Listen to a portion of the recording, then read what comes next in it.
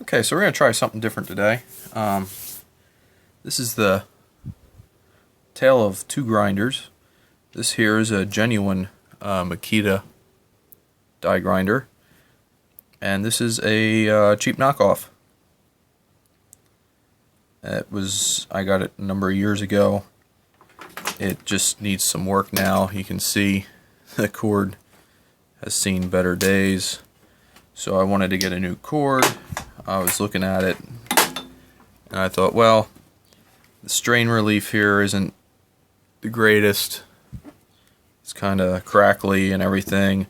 And I noticed, I started comparing the two because I recently got this, and I saw that the Makita had the hangy thing here on it, and this had the spot for it. So what I did was I ordered some brand new Makita parts. Let's get them open here. I got a brand new Makita strain relief. I got a brand new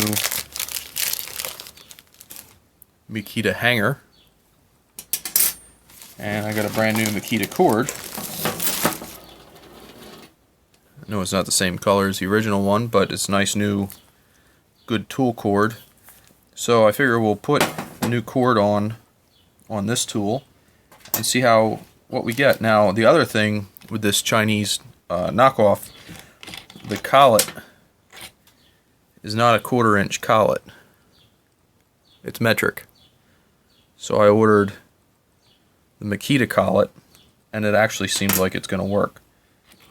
So we should be able to update this thing to some more modern, well,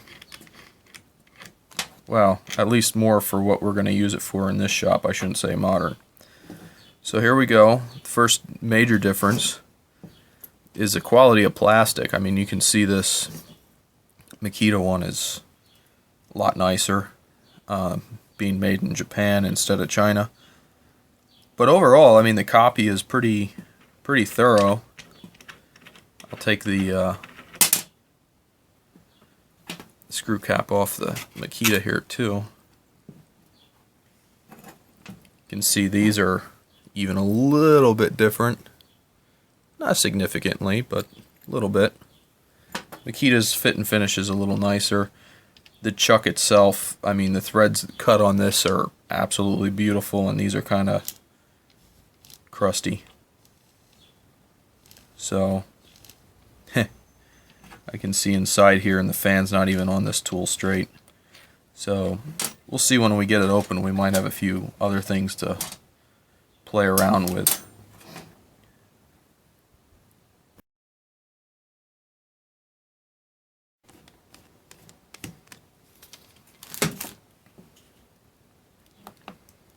Ooh, crusty.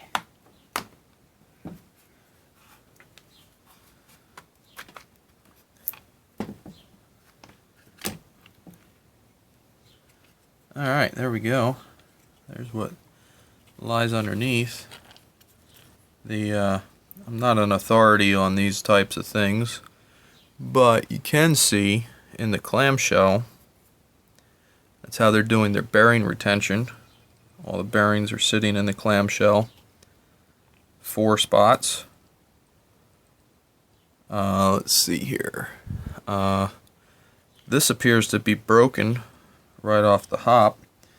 Actually, it looks like they made it square and they screwed up, because it has to go around a piece here, and it actually they had to break it in the factory so they could get this thing together. I think somebody had an uh-oh moment when they went to put the clamshell back together, and then they realized that this brace was in here and they couldn't. So that's interesting.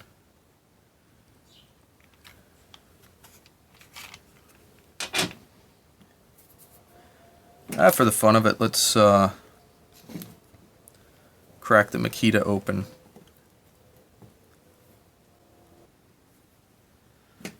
Okay, so we can actually see there's a pretty decent copy here. the Chinese one, aside of the fan not being put on there straight, this one here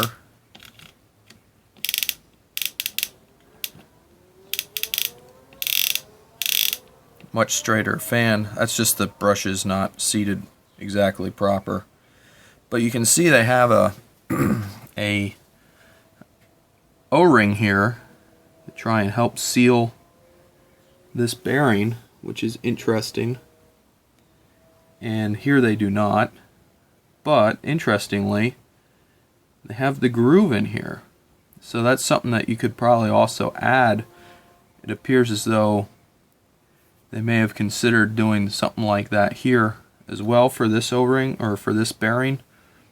But this is a pretty good copy, actually. It looks like the brush holders in the Makita are better gray. This looks like it's got glass fiber in it. I can see it. These, I'm not sure if they have it. Sounds like they do, but they're not as nice.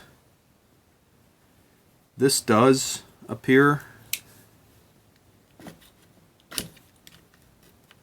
Yeah, that has glass fiber in it too. So this is actually a decent little copy of the Makita. Let's see here. I'll hold this one up. You can see they have a nice positive clamp here. The wires go down into the switch. Screw terminals. The switch itself it's nice feeling. I don't know how good it is. I'm not going to tear it all down. I just want to replace the cord. But the motor itself doesn't look too bad. Here you have your bearings set.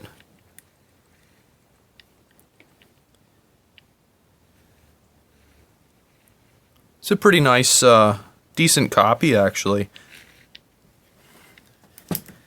Now when you look at the Makita, you can see that it's actually just pretty much far and above better than the other. You know, they have little extra pieces in here. The switch is a little better quality, though they're only switching just the hot coming in. It's a better feeling switch. A little bit of extra care taken around the stator and the rotor. The commutator looks to be a nicer cut. Segments are more defined. This doesn't have a string band around it. It's just epoxied around the commutator end, which is fine. I mean, that's definitely acceptable. And then here's your shaft coupling and everything else. You can just tell this is higher quality, which you would expect because you're paying more. But this is a pretty good knockoff right here, I gotta say. Now there you can see the string band around the rotor field there, whereas the other one just appears to have epoxy, but this appears to have some sort of epoxy coat as well. So with that, we'll get the Makita button back up, get it off the table here, and we'll have at doing the maintenance to this thing. So one more quick look here. Makita's back together. I will say this thing went back together in a matter of seconds, really. The clamshell went right back together. They're really good at the way they make their tools. Their mold making is quite nice. So there we go. There's the old standard Makita. Put that out of the way. Now this guy, what we're going to do, we got our new cord right here. We're going to put a new cord on this. Okay, pull the switch out here, and we can see we have brown and green. So I think what I'll do is I will just mark which is which.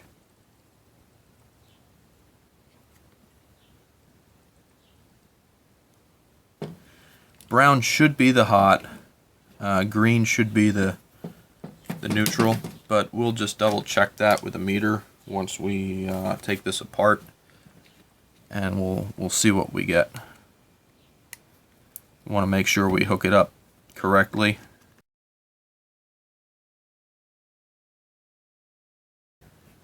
Wow, that's exciting. That is in there. Why you no go? Okay, so I got a furl trapped in there. I'll have to see if I can get that out. And I mean, it is nice that they have furls on these. You can see this is a furl right here. But I'm going to have to get a pliers and see if I can get that out of there. Okay, so we got that little crushed furl out of there. What I'd like to do is see how much space we have here. Might get away with it. I don't have non-insulated furls here, but I do have some insulated ones. Maybe we'll try and put furls on the new connection as well. So now we just got to take this off. And there we go. Our old cord is out.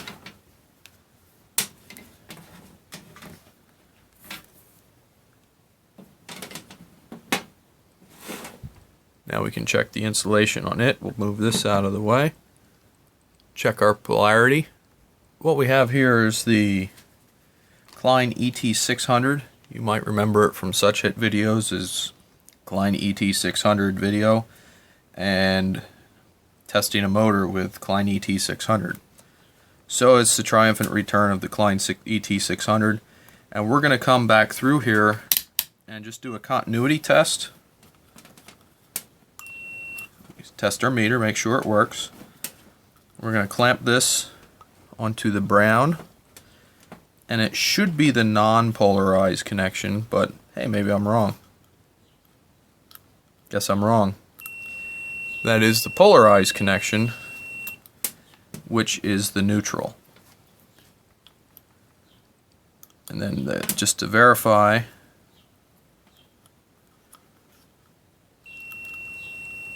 the non-polarized is indeed the green. So there we go.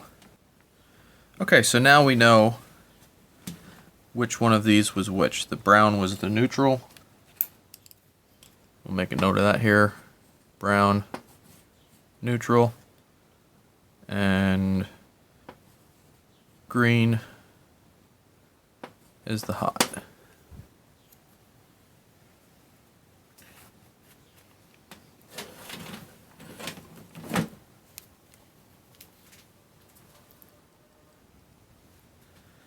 Okay, so these are furls.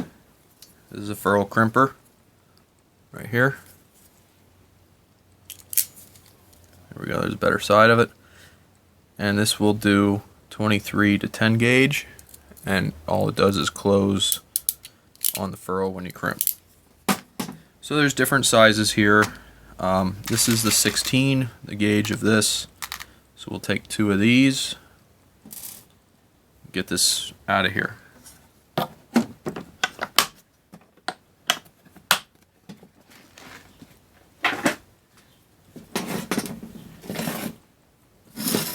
Okay, so we'll clamp this first because we want to see how much of this conductor we want to have hanging out. We might, I don't think we'll need to strip more, but we might have to cut some off. So let's get this clamped.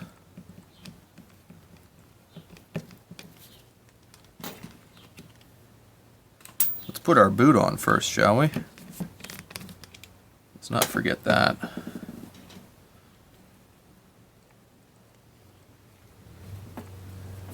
There we go. Nice new boot.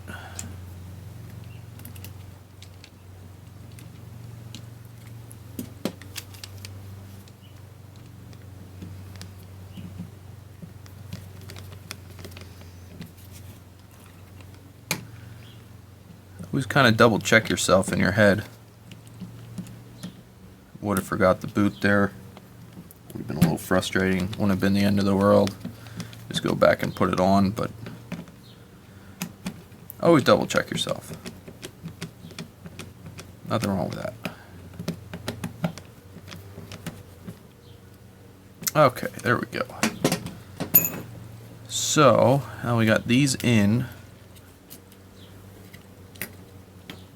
This whole thing goes in here like this. So that means we have to lose these conductors in here. I think we'll give these a go the length they're at. So what we have is maybe I'll shorten it a little bit. Cut a little off.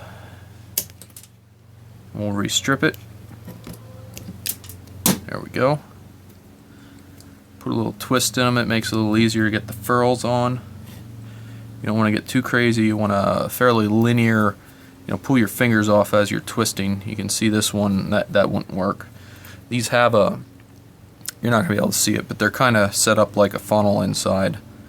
Push the wires on.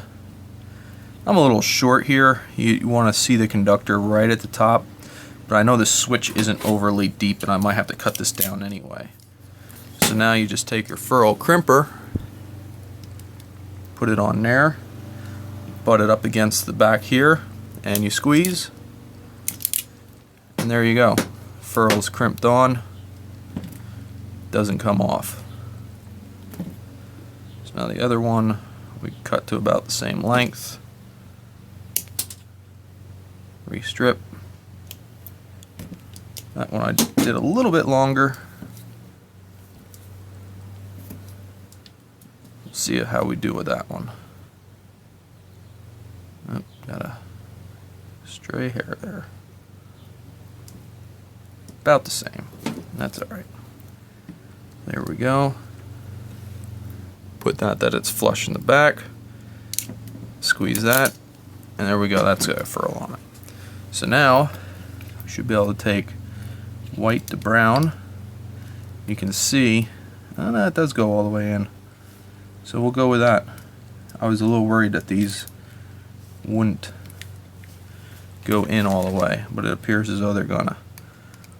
So we will now see when we put this back together if I can get away with these furls.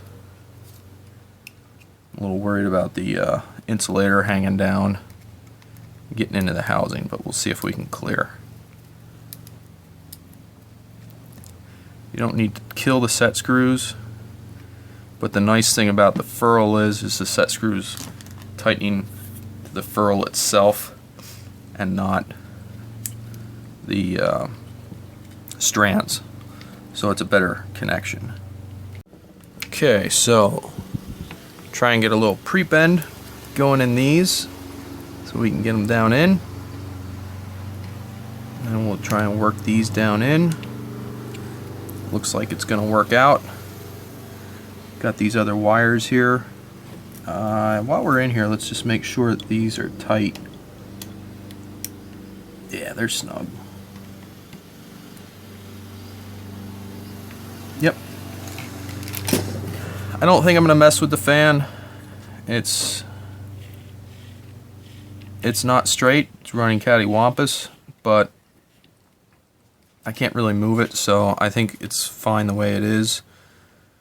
We'll try and see if we can get this thing back together now. Seems like that switch is sitting well. That actually feels like it went back together pretty good. So let's see if we can get the screws to grab.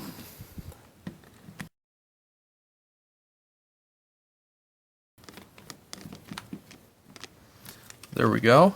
We got that. Now we can get our little condom end back on there.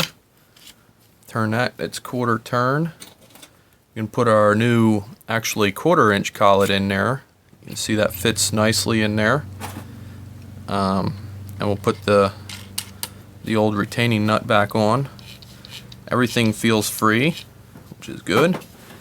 And now, since this has the slots here, we're going to try and put the Makita hanging tool part on here. Oh yeah, there we go. So there we go. So we basically just upgraded this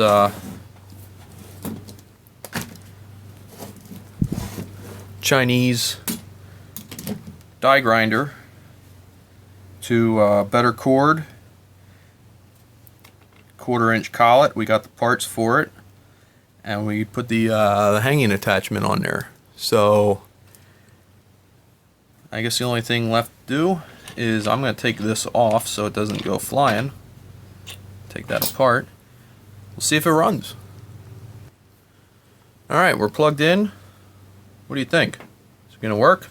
Or is it going to sit here and hum?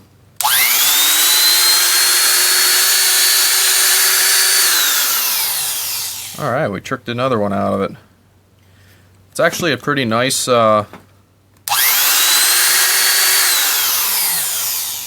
little grinder. I had used these for some work on a project. I actually have a pair of them because I couldn't get a Makita one at the time, and I found these knockoffs. So I used these for a project, cleaning up some parts, and I didn't have the 1/4-inch collet, so I ended up just kind of grinding down the mandrels on the parts that I was, or for the cleaners that I was using. Kind of not the best, but it got us there. Got done. You can see the stickers are craptacular and coming off, but all in all, pretty nice compared to the old school Makita here. I mean, you can definitely see there's quality differences, but I think I paid barely anything. I think these were maybe 30 bucks each at the time or something like that. They were really cheap. I don't know if they're still online or not, but it actually seems like a pretty decent little grinder for that kind of money, seeing that it's that close of a knockoff to the old Makita.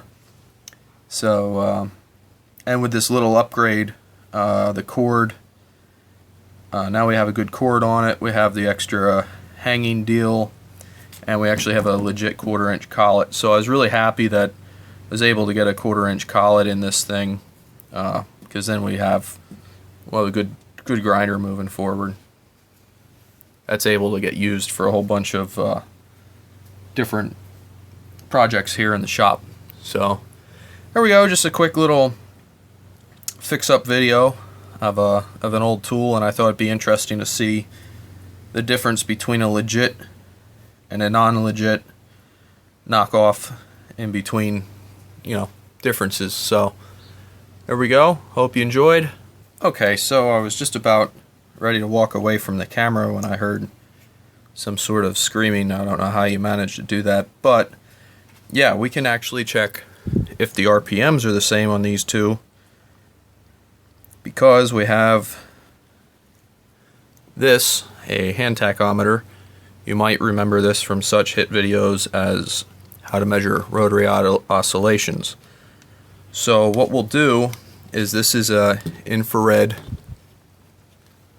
tachometer, and evidently the camera is going 379 RPMs. Both of these say that they will go 25,000 revolutions per minute. Let's see if they do.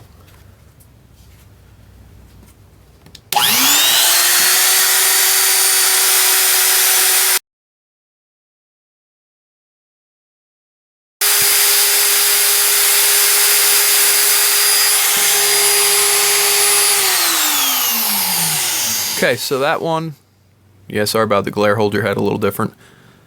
The Chinese knockoff one is about 24,396-ish. And I'll see if I can hold this a little better for the Makita.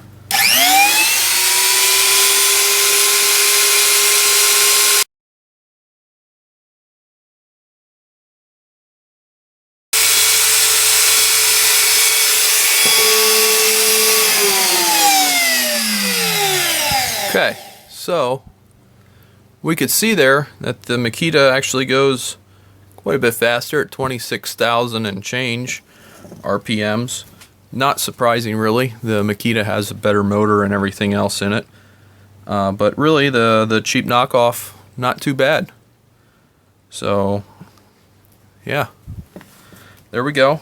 You can hear, at least in person, that the Makita is a bit smoother than the Chinese knockoff one. Again, not surprising, but for you know, a quarter of the price, the Chinese one, actually not too bad, taking that into consideration. So there we go, little speed test on them with the rotary oscillation tool. And okay, so here's just the other one. We're going to do a quick teardown on this one. I'm not really going to talk about a whole lot here. Maybe I'll just include this as fast forward footage.